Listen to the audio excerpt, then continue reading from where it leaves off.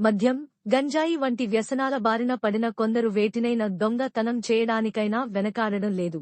చివరికి స్థాయికి దిగజారిపోయారంటే కడియం మండలం కడియపులంక శ్మశానంలో మృతదేహాలు దహన సంస్కారాలు చేయడానికి ఏర్పాటు చేసిన బీడు ప్లేట్లను కూడా దొంగిలించుకుపోయారు.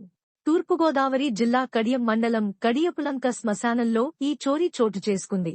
గతంలో వాటర్కి ఉపయోగించే వాటర్ ట్యాంక్ దొంగిలించుకుపోయారని స్థానికులు చెబుతున్నారు. దాతలు సహకారంతో ఈ శ్మశానానికి వీటిని సమకూర్చారు.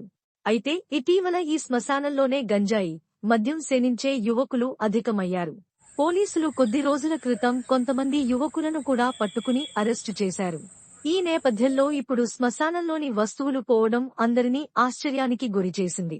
వాటిని ఇనప సామాన్ల వారికి అమ్మితే వచ్చే డబ్బులతో తాగడం కోసం ఇటువంటి దారుణానికి ఒడిగట్టారని స్థానికులు చెబుతున్నారు.